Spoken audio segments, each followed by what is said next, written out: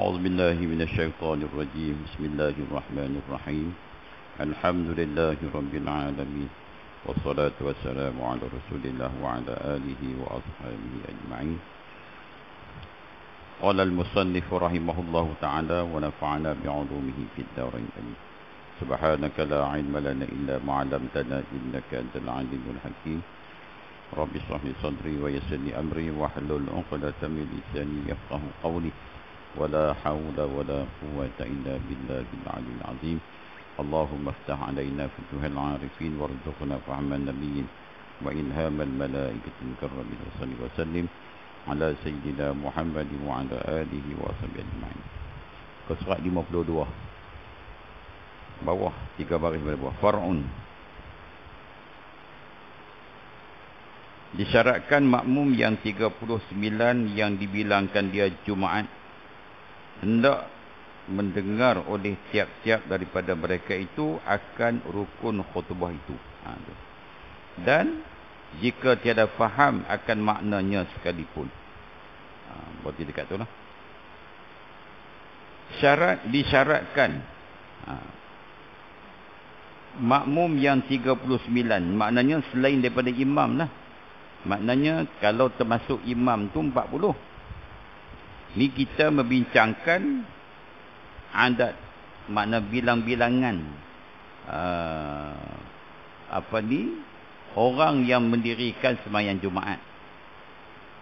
Dalam mazhab kita, mazhab Syafi'i, pendapat yang muktamadnya, iaitu pendapat yang kuatnya tu, iaitu bilang-bilangan itu adalah 40 orang.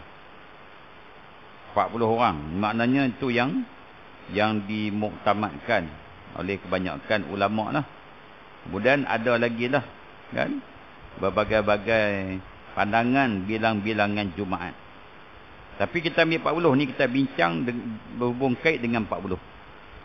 Baik, ditakdirkanlah yang sembahyang Jumaat pada tempat itu, pada masjid itu, pada surau tu ke, betul-betul 40 orang je, termasuk imam. Masuk imam tu 40 orang.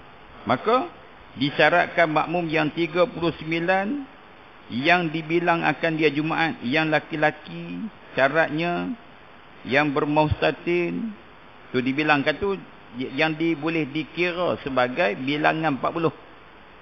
Maknanya yang 40 orang tu bukan perempuan, bukan kanak-kanak, bukan hamba, kan? Ni bukan kanak-kanak, bukan perempuan, bukan hamba. Maknanya laki-laki, kan, yang merdeka, yang bermustatin. Kan? Yang bermustatin tu maknanya yang tetap situ. Yang berakal, yang baligh. Maknanya inilah orang yang layak dibilangkan akan dia menjadi quorum untuk mendirikan Jumaat. Laki-laki ni macam kita lah, kan, kita dah berakal, dah baligh, kan, kemudian laki-laki kita, kemudian bermustatin kita, maka syarat tu dah cukup dah. Merdekanya kita, syarat cukup dah. Maka kita adalah orang yang termasuk, boleh dibilangkan termasuk di dalam 40 orang. Makna kalau ada 40 orang termasuk kita, maka boleh. Jadi kira boleh kita tu dibilangkan sebagai Jumaat. Mana cukup quorum, orang kata, kan. Itu dibilangkan dia tu. 39 yang dibilangkan dia Jumaat hendaklah mendengar oleh mereka itu, hendak mendengar oleh tiap-tiap daripada mereka itu akan rukun khutbah. Maknanya kita ni yang dirikan Jumaat ni, yang kata 40 orang ni apa semua ni, hendaklah mendengar akan rukun khutbah.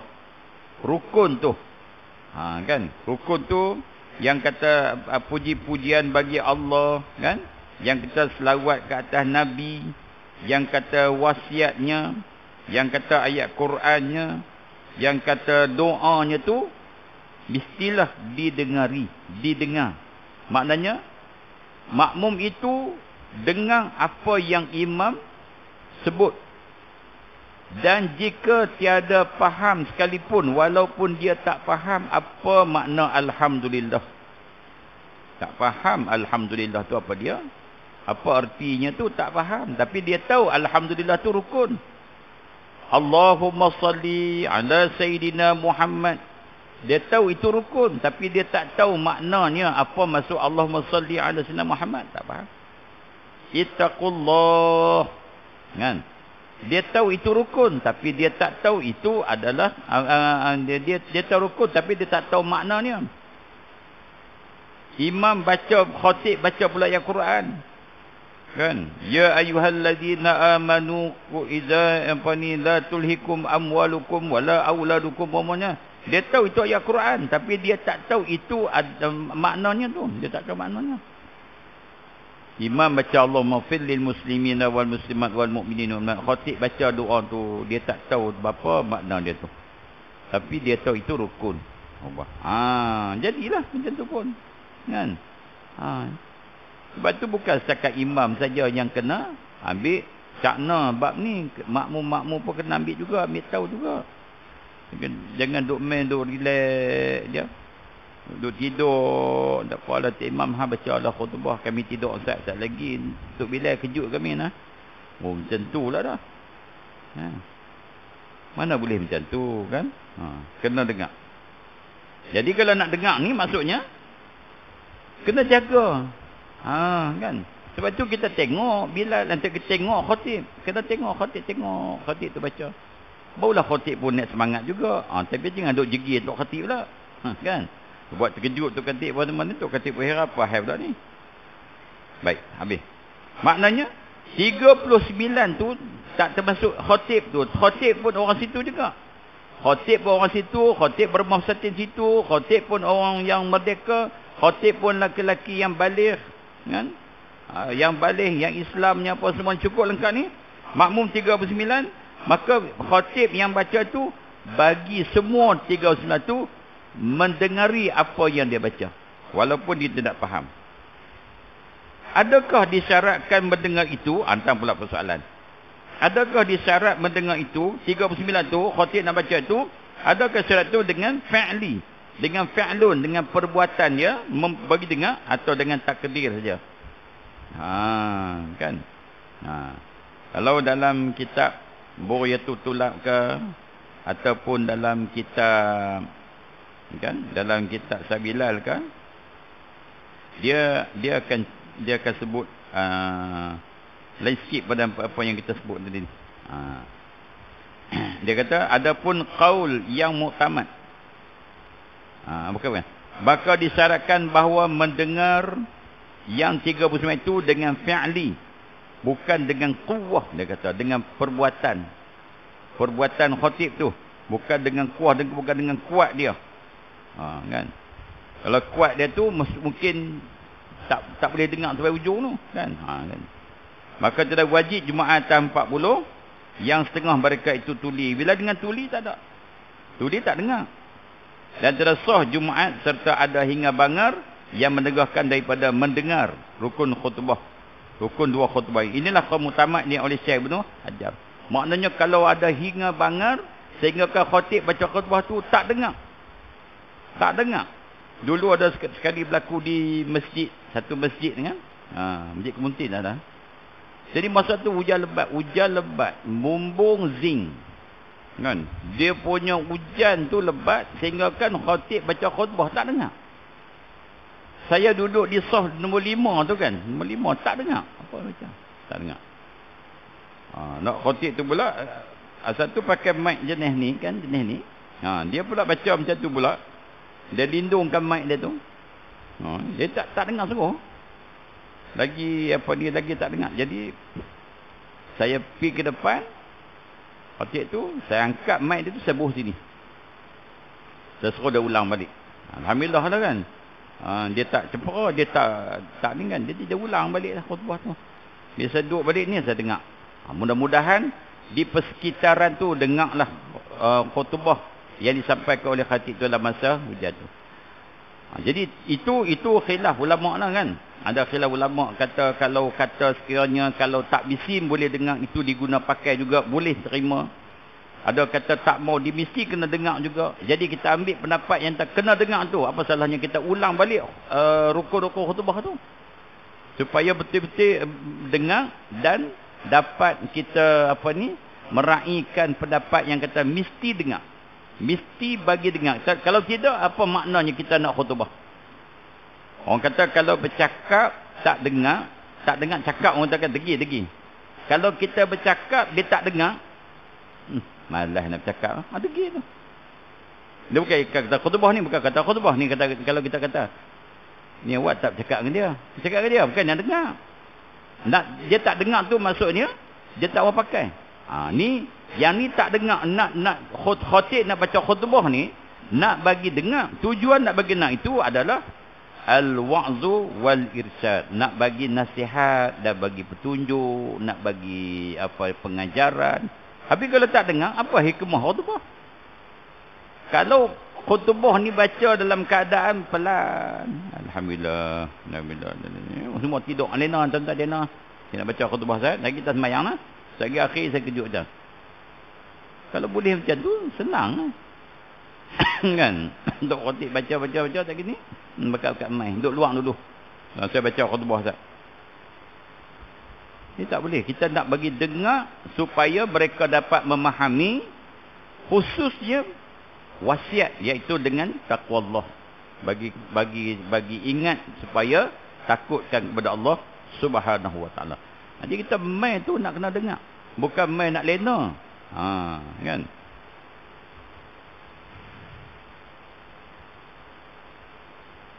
Maka telah mensyarat oleh Ibn Hajar, Syekh Ibn Hajar ni akan mendengar itu dengan fi'li. Maka wajiblah mengangkat oleh khatib itu akan suaranya. Dengan fi'li tu, maka difahamkan tu wajiblah mengangkat oleh khatib itu akan suaranya tu, bercakap dengan kuat.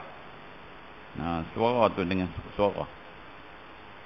Dan wajib pula orang yang menuntut dengar itu menanti dengarnya tu.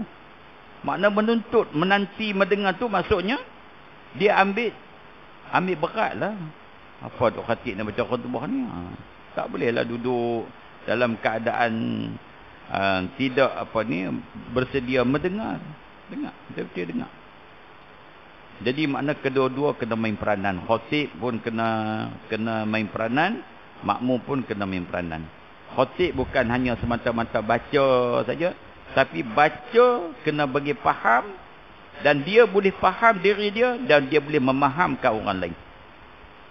Kalau baca tambah pula, kalau khutbah pula yang muka surat dia banyak sampai 7 line. Saya tak apa setuju. Kalau banyak-banyak line sangat tak setuju. Betul, kita nak cerita tu takut tak sampai maksudnya. Tapi orang yang bijak dalam penulisan, dia tak perlu banyak-banyak cakap. Kita terus kepada point, kan? Lepas tu kita terus pergi kepada pengajaran dia tu. Cukuplah, kadang tu je. Kadang bila terlalu banyak sangat, dia orang panggil discharge, macam dia tak mau dengar lah. Hati ni duk cakap dengan Tok Khatib pula tu. Khatib ni pun panjang pula dah hari ni. Kan, orang sembang pula. Dia duk lawan Khatib tu. Langsung tak dengar. Dia cukup. Kan hari tu bila kata PKP dulu ni khutbah ni 2 line lah. Jadi bila 2 line umpamanya, Khatib tu pun dia boleh baca dalam keadaan tenang. Kan, dalam keadaan nada yang agak memberi intonasi yang membolehkan makmum mendengar dengan selesa. Kalau 7 line saya batuk-batuk, hak muda-muda boleh tahan kan. Itu satu, mungkin saya tak setuju kalau khutbah terlalu panjang. Kan, terlalu panjang. Baik. Hingga ia dengar dengan fi'il. Hingga dengan perbuatan berkata tadi ni. Kan? Bersalahan Syekh Ramli. Syekh Ramli mula, maka dia syaratkan berdengar dengan fi'il. Dan memadalah berdengar dengan takdir. Ditakdirkan. Katakanlah hingga bangar. Tapi kalau tak ada hingat tu, dengar tak? Dengar. Dengar tu maknanya sah lah. Kata Syekh Ramli. Nanti khilaf. Maka atas kata Syekh Ramli itu, wajib atas khatib mengangkat suaranya sekiranya jika mereka tu menanti dengar, bisa mendengar dan dengan fi'il sekalipun. Jadi maknanya Syekh Ramli ini dia makna ringan sikit lah kan daripada Syekh Ibn Hajar.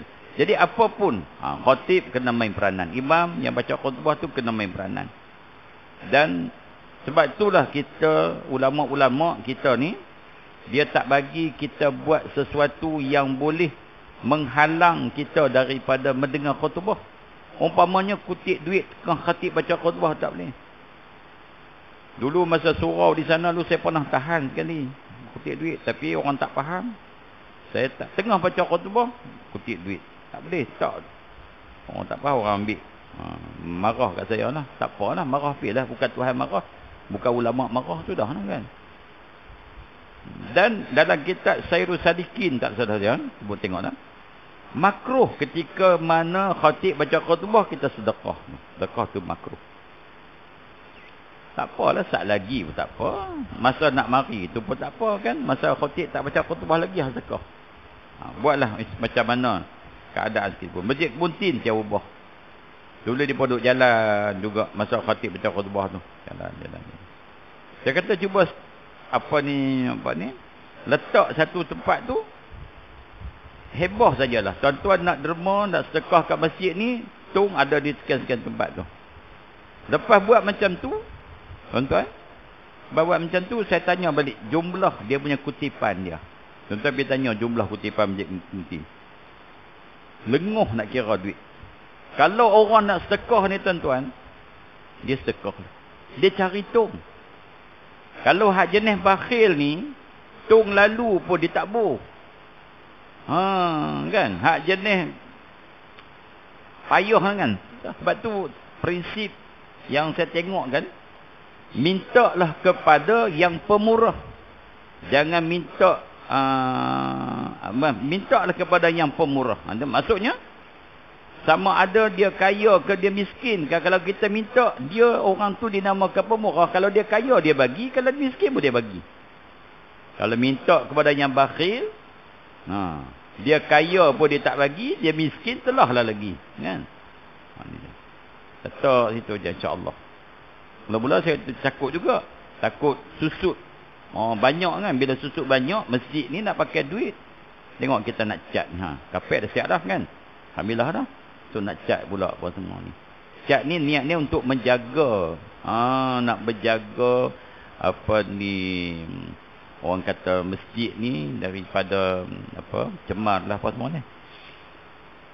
Mula saya memang juga pasal saya yang syur. Saya syur ni. Saya takut apa ni jadi susut banyak. Bila saya tanya-tanya ribu jugalah kan. Berkali ganda juga dengan Masjid Maimun lah katakan. Tak apa lah, okey lah tu.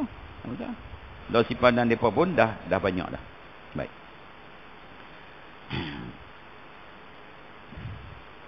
Maka memadalah mengangkat oleh khatib itu suaranya sekira-kira dapat didengar oleh mereka itu.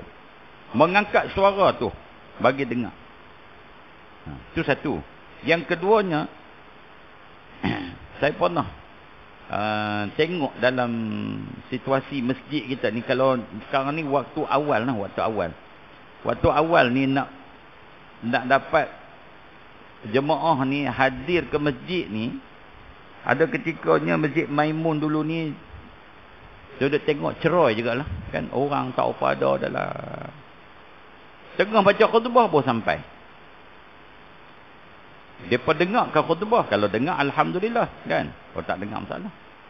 Jadi saya pun kata kita selalunya buat Jumaat di awal waktu.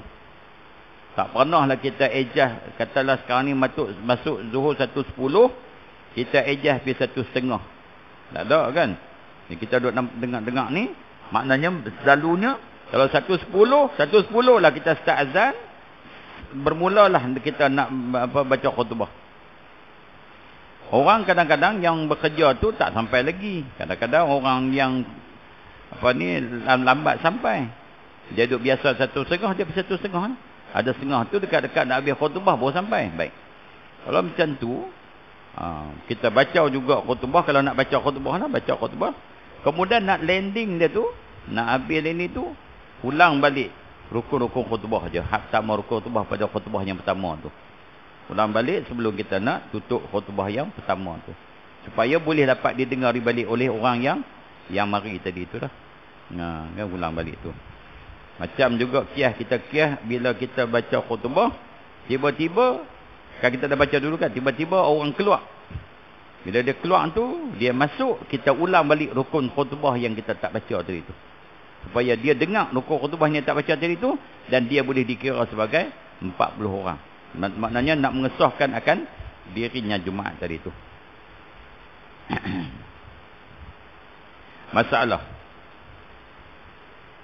Seseorang masuk ke masjid, maka didapatkan khatib tengah membaca khutbah.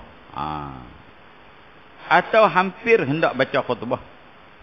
Dia masuk-masuk, tengok-tengok khatib ni duduk tengah berdiri, baru duduk start Alhamdulillah. Baru duduk start macam tu. Kan? Ataupun dia masuk-masuk dalam masjid, Tok Bilal baru habis bang. Tok khatib nak mula. Ataupun dia masuk-masuk, tengah Tok khatib tu baca Ittaqullah umpamanya. Dah baca sikit dah. Alhamdulillah. Dia dengar tu. Di luar dia dengar. Alhamdulillah. Alhamdulillah. Apa semua ni.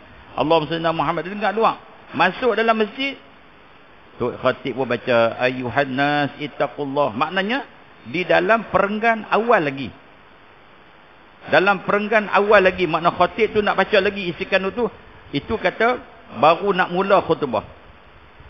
Kan. Ataupun baru tengah membaca khutbah. Tengah-tengah baca khutbah tu. Belum nak habis lagi. Apa tindakan makmum yang datang pada ketika itu? Maka hendaklah ia ikhtisar. Meringkaskan sembahyang tu. Iaitu 2 rakaat. Hendaklah dia meringkaskan sembahyang. Dia masuk-masuk dalam masjid. Kan? Tengok-tengok khatib tengah baca khutbah. Dan khutbah itu pula khutbah yang pertama. Khutbah yang pertama tu. Maka ketika itu, hendaklah dia sembahyang 2 rakaat, tapi hendaklah diringkaskan sembahyang 2 rakaat tu.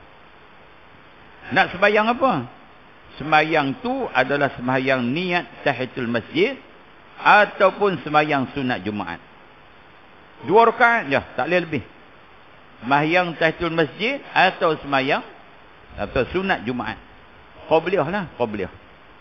Qabliyah Jumaat. Qabliyah Jumaat.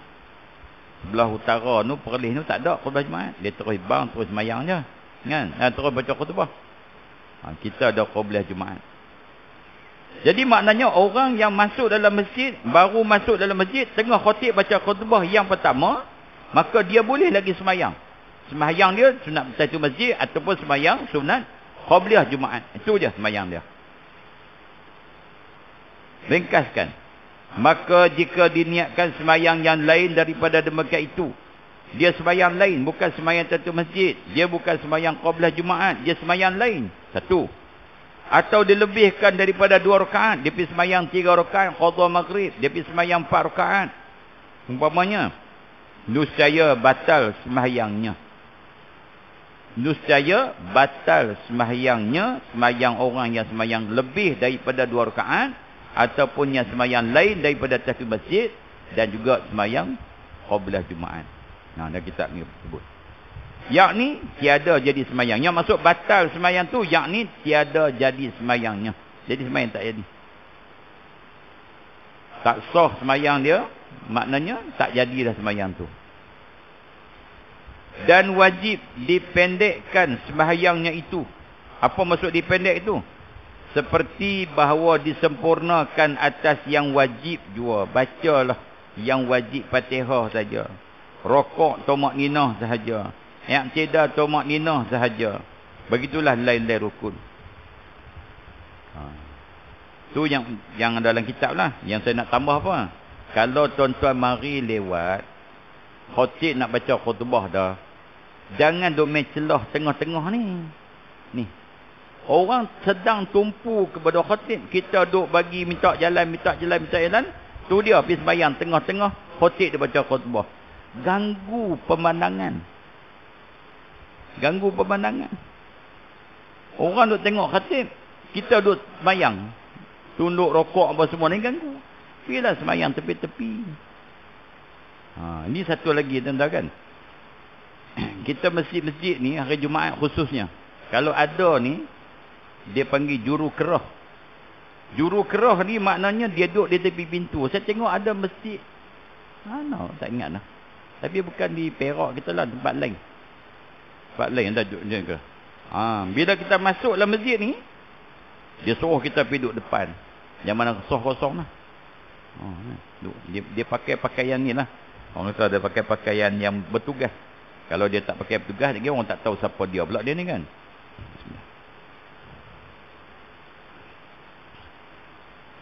AJK boleh ambil bahagian lah tu. Yang duduk sini, duduk situ, duduk sini semua kan. Jadi bila masuk ni, sila ke depan. Dia suka duduk di dekat pintu, duduk di belakang. Orang nak masuk, bayar. Masuk pintu, Allahu Akbar. Orang nak masuk, bayar kan. Jadi biar kita tepi, kosongkan tepi pintu tu, penuhkan sah depan dulu. Jadi dia juga bila kita hantar orang, kita suruh ke depan ni, dia juga jadi orang yang kemudian ni dah tak jadi haram dah. Haram tu kalau kita duduk soh-soh macam tu, kan ada setengah orang nak lalu ke depan, terpaksa kena langkah dia. Kadang-kadang terkena pula lutut dia. Jadi berdosa lah kan. Sedangkan tengah-tengah ni kosong lagi. Dan ada setengah ulama kata tu tak berdosa. Sebab memang hang tak mau duduk depan siapa kan. Kawan ni bukan dah sengaja nak sepak. Tu memanglah pun. Tak ada siapa nak pergi sengaja lah kan. Jadi jurukerah ni duduk sah depan tu. Sah depan. Habis tu baru sampai ke belakang. Senang lah orang nak masuk pun. Kalau duduk dekat pintu payah. Baik. Balik masalah ni. Jadi maknanya semayang itu dipendekkan atas yang wajib. Dan jika dilebihkan daripada sekurang-kurang yang memadai. Kalau sekurang-kurang memadai itu, dia batal sembahyang. Intaha Tuhfah Ibnu Hajar. Makna kalau lebih daripada tiga kali tasbih umpamanya. Tu memadai 3 kali tasbih tu. Tasbih. Dok buat warak lagi kan. Dok buat baca lam yakunin lagi. Oh, masa tu dah orang nak tengok sembahyang ni. Kan? Ada tak boleh tu. Salah. Kan? Orang nak dengar khutbah, itu pun satu gangguan. Jangan duk sembahyang tengah-tengah, jangan duk sembahyang menutup halangan, hadang pada khatib baca khutbah. Sembahyang di tepi-tepi.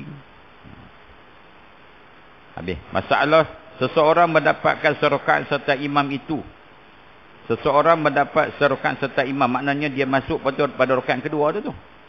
Wajib berkekalan mengikut imam itu hingga salam imamnya. Dia masuk tu imam dah naik rakaat kedua dah. Dia pun Allahu Akbar ke sembahyang Jumaat dengan Ta'ala, Allahu Akbar. Lepas tu dia pun ikut tu imam satu rakaat tu hingga salam. Sampai salam. So, imam bagi Assalamualaikum warahmatullahi wabarakatuh, barulah dia boleh bangkit. Tu Jumaat ni kan. Jumaat. Kalau kita sembahyang biasa, contohnya kita sembahyang biasa kan. Tu imam rokok macam mana? Rokok nah. Tu imam rokok, kita pun Allahu Akbar, kita berokok dengan tu imam tadi ni. Dapat tumakninah bersama dengan imam. Dah kira dapat rakaat dah. Dapat rakaat dah tu kan. Sat lagi bila tu imam duduk tahiyat lagi, kita boleh mufarakah, bangkitlah berdiri, sambung rakaat kita lagi. Boleh macam tu. Tapi dalam Jumaat ni ada kelainan sikit macam ni. Ni ada pendapat yang bersalahan ni pendapat ni. Maknanya orang yang mendapat rakaat yang kedua dengan tu imam tadi ni, dia masuk rakaat kedua tu sembahyang Jumaat ni. Bila dia dapat rakaat tu, dia duduk tahiyat akhir bersama tu imam. Sampailah imam bagi salam, baru dia bangkit untuk mendapat rakaat yang kedua. Dan jika tiada, saya tiada dapat Jumaatnya. Inilah seperti mana barang yang diiktimadkan oleh Syekh Ibnu Hajar. Ni Syekh Ibnu Hajar. Syekh Ibnu Hajar kata, orang yang dapat serakaat serta imam ni, dia mestilah duduk bersama imam tahiyatnya sampai tu imam bagi salam, baru dia bangkit, baru dia sambung rakaat yang kedua, dan barulah dia mendapat sembahyang Jumaat. Itu bagi siapa tu? Syekh Ibnu Hajar. Syekh Ibnu Hajar. Khilaf bagi barang yang dimuktamad oleh Syekh Ramli. Itu dia. Pada fatwa Syekh Ibnu Hajar dengan Syekh Ramli. Kalau kita baca kitab fiqh ni, adalah banyaklah khilaf antara mereka berdua ni. Sehingga kan ada satu kitab yang yang dibuat oleh ulama, khilaf antara Syekh Ibnu Hajar dengan Syekh Ramli. Khilaf ni apa ni? Maknanya berbeza pendapat. Khilaf ni berbeza pendapat. Syekh Ibnu Hajar kata macam ni, Syekh Ramli kata macam ni. Dalam satu keadaan Syekh Ramli kata macam ni, Syekh Ibnu Hajar kata ni. Kan? Jadi maknanya bersalah-salah pendapat itu jangan kita nampak sebagai negatif. Jangan kita melihat sebagai negatif, kita kata tengok ulama-ulama pun tak sependapat. Macam mana pula rakyat, macam mana umat nak sependapat? Kita melihat daripada segi positifnya, bila ada 2 pandangan, ada 3 pandangan, ada 4 pandangan, dan pandangan-pandangan itu adalah pandangan-pandangan yang yang hebat-hebat ulama yang keluar pendapat tu, maka bagi kita senang, bagi kita ni mudah. Ikutlah mana nak ikut. Kan? Kita nak ikut pendapat mana? Kan? Kalau kita kata kita nak ikut pendapat A, ikut pendapat A. Kita nak ikut pendapat B, ikut pendapat B. Itu yang berlaku ketika mana kita pandemik satu ni, kan? Ikut pendapat-pendapat yang telah diputuskan oleh pihak-pihak yang berkuasa, yang berautoriti. Sebab kita tak mampu nak membuat satu keputusan, kerana di antaranya kelemahan kita ni, kita tak ada kitab banyak. Kita tak dapat nak melihat percambahan ilmu. Dia ada dalam kitab-kitab besar-besar tu ada lah, kan? Ditulis ulama ni kata begini, ulama ni kata begini, ulama ni kata begini, ulama ni kata begini. Jadi mereka ada kitab-kitab tu semua, mereka melihat keadaan, situasi yang mana yang sesuai, mengikut pendapat ulama yang mana yang sesuai ketika tu, supaya menyenangkan ummah, menyenangkan umat yang akan melaksanakan ibadah. Kalau kita nak ikut 40 orang masa pandemik tu, dulu mungkin tak boleh, nak berkumpul tak boleh. Kita pun tak tahulah, itu pandangan mereka lah. Ada setengah kata 40 bukan ramai mana pun. Kalau masjid Kemuntin tak ramai pun, kan? 40 orang satu sah tu 5 orang tu pun kira ni, kan? Itulah, itu orang kata yang berautoriti lah yang akan menentukan semua tu.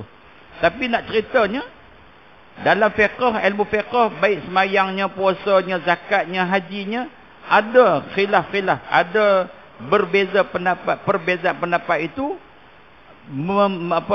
menjadi satu rahmat bagi kita, memudahkan bagi kita. Contohnya saya cerita bab haji, kan. Kalau kita mengikut pendapat-pendapat yang kita guna pendapat ni, kita sentuh isteri kita dalam mazhab Syafi'i, batal wuduk. Batal wuduk. Bersentuh dengan suami isteri, batal wuduk. Sentuh dengan perempuan-perempuan yang bukan mahram kita, batal wuduk. Macam nak tawaf itu, orang-orang sebelah luar negara, mereka tawaf tak pakai stokin, orang perempuan.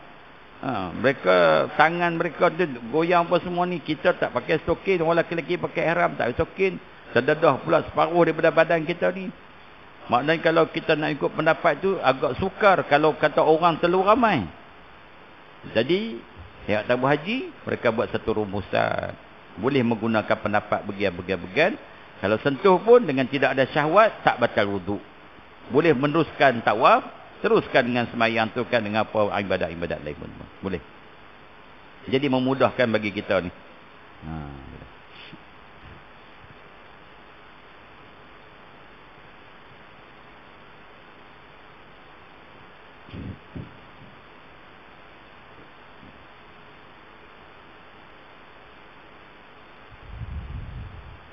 Khilaf bagi barang yang dimuktamadkan oleh Syekh Ramli pada fatwanya tu.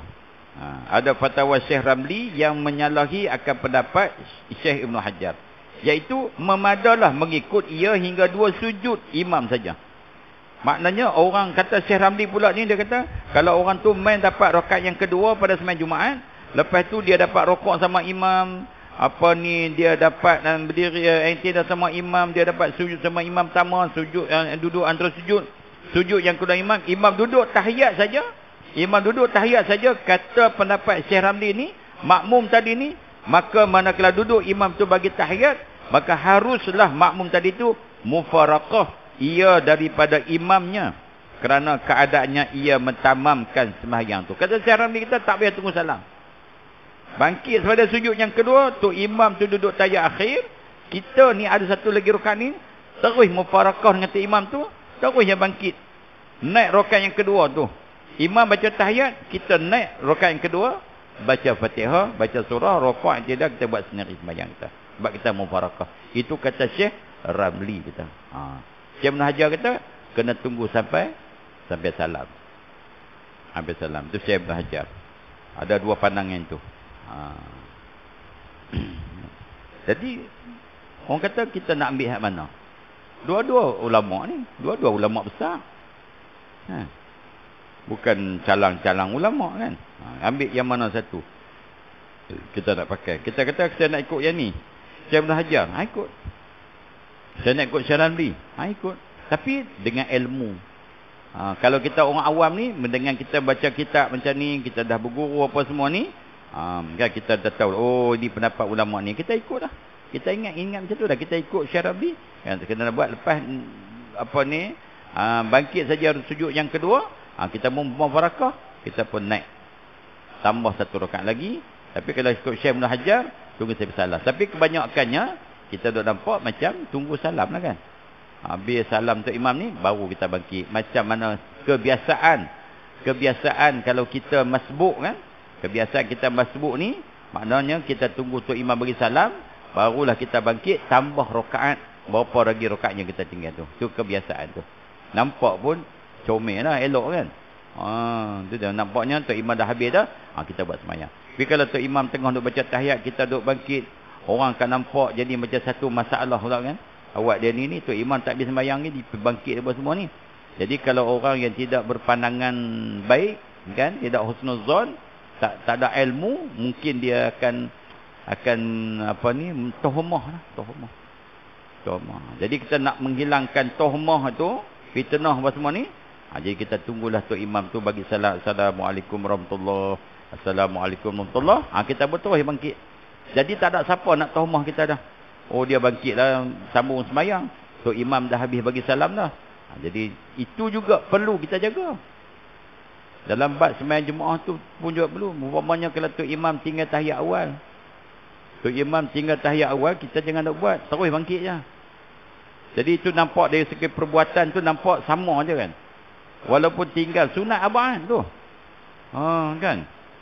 Dengan sunat abad tu, itu abad tu macam separuh daripada fardu. Tu tinggal kita tinggal. Nampak cantik.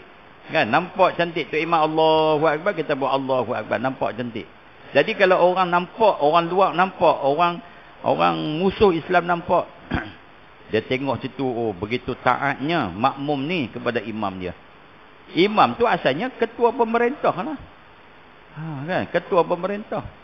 Maka sebab tu imam tu dilantik oleh ulil amri, ketua pemerintah. Imam tu dilantik oleh sultan. Asalnya tempat sultan lah ni. Macam saya akad nikah wali hakim, tempat tu tempat sultan.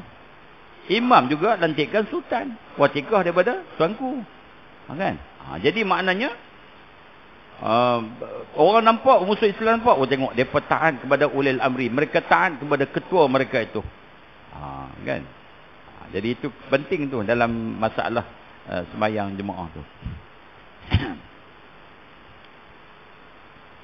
Ini dah satu ni masalah. Jikalau duduk jauh orang yang mendengar khutbah itu, duduk jauh. Ini isu apa ni tuan-tuan? Isunya kalau baca khutbah tak ada mikrofon lah. Mikrofon tak ada, ataupun mikrofon ni dia blackout macam mana ke? Ni, benda ni tuan-tuan ni, kadang-kadang ni, saya pengalaman sikit. Dia masuk kita nak test, okey. Test. 1, 2, 3, 1, 2, 3, test, elok dah. Dia main masa program tu, tak bunyi. Tak bunyi, Allah. Tu yang orang duk buat kerja ni, dia cukup risau. Masa test, okey. Masa test tu orang tak ada. Dengar tak? Masa nak jadi tu orang ramai. Tu masalah. Tu pernah terjadi juga. Tu baru-baru ni menteri besar mari di di tempat saya kan, menteri besar mari. Anak saya lah jadi ni. Saya kata jaga elok apa dah. Lagi menteri besar cakap tak ada dia pun duk keling kat kita dah. Mujuklah elok kan. Semua kan. Pagi-pagi pukul 11 Tok Siap dah test dah. Halo, testing. Memang Tok Imam tak dengar pula dah, duk cari mana wire pula dah kan, kelam kabut. Masa tu ni kan, cucuk apa tak kena dah. Tak kena dah. Dia isu dia ni masalahnya kalau tak ada mic lah ni. Jikalau duduk jauh orang yang mendengar khutbah itu, maka mendengar suara dia dengar kita kan. Tetapi tiada boleh dibezakan hurufnya tu. Dia tak tahu apa biji butirnya tok imam, tok khatib baca khutbah tu. Tak dengar. Ada satu tempat tu pula dia suka main ekor. Khutbah ni, baca cakap ni dia tak perlu ekor. Sikit boleh lah ekor, dia sikit boleh lah. Dia banyak sangat tak boleh. Tonton dan pom nak kita dia macam tu kan. Dia belaga huruf tu. Dia belaga macam tu, kawan hak dengar tu pun. Tapi kalau nasyid cantik. Ekor. Dia kena ekor, bass semua ni dia kena kan. Lepas tu haduk main buat kat kita tu dia siap-siap dah. Tapi tak boleh juga. Kan? Ada imam kita suara dalam. Ada suara imam kita suara dia suara besar. Ada suara imam suara kecil. Nak pakai hak satu tu tak boleh. Hak ni kena turun sikit. Hak ni kena naik sikit apa semua kan. Dia buat statik macam tu je.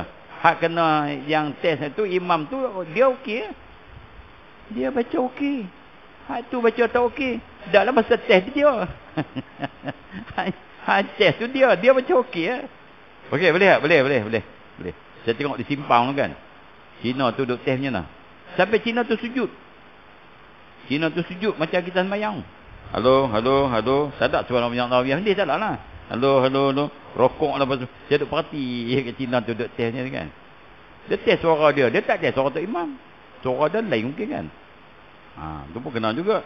Maknanya kena belajar lah. Kena ada lah. Siapa-siapa jadi technician sini. Dia duduk jauh ke duduk dekat tak kira lah. Maknanya biasa duduk jauh lah. Dia dengar imam khutbah. Tapi dia tak tahu apa benda tu imam cakap pun dia tak tahu. Kan. Maka tiada memadai mendengar yang demikian itu. Dia tak memadai dan kalau ikutnya tidak boleh dikira sebagai orang yang mendengar khutbah. Jadi dibimbangi orang ni kalaupun dia termasuk orang yang 40 maka tak terkira, tak terpakai lah. Kan maknanya kena bagi dengar dengan jelasnya apa semua ni. Akan rukun khutbah tu yang mustahak. Kan isi-isi kandungan tu mungkin kadang tak jelas, yang tu tak jadi masalah kan. Tapi rukun khutbah tu jelas. Mesti kita bagi satu bacaan yang kita rasa semua orang yang hadir itu boleh dengar. Alhamdulillah. Kan? Allahumma salli. Kita angkat sikit suara kita supaya orang boleh jelas dengar akan rukun-rukun khutbah itu. InsyaAllah akan datang kita sambung. Ketahui olehmu bahawa barang yang dikejar oleh setengah daripada jawi itu kan. Ini bab apa dia? Berkenaan dengan kita ada setengah-setengah tempat sebelum khatib ni baca khutbah dia sebut Tok Bilal sebut innallaha wa malaikatahu tu. Boleh tak boleh ni? Dia kita bahas. Wallahu a'lam bissawab. Astaghfirullahaladzim. A'udzubillahi minasyaitonir rajim. Bismillahirrahmanirrahim. Alhamdulillahirabbil alamin. Wassalatu wassalamu ala Rasulillah wa ala alihi wa ashabihi ajma'in. Allahumma ighfir lana dhunubana wa liwalidina wa limasyayikhina ولجميع المسلمين والمسلمات والمؤمنين والمؤمنات الأحياء منهم والأموات برحمتك يا أرحم الراحمين. اللهم اجعل جمعنا هذا جمعا مرحوما وتفرقنا ببعده تفرقا معصوما. ربنا آتنا في الدنيا حسنة وفي الآخرة حسنة وقنا عذاب النار. صلى الله وسلم على سيدنا محمد وعلى آله وصحبه أجمعين والحمد لله رب العالمين.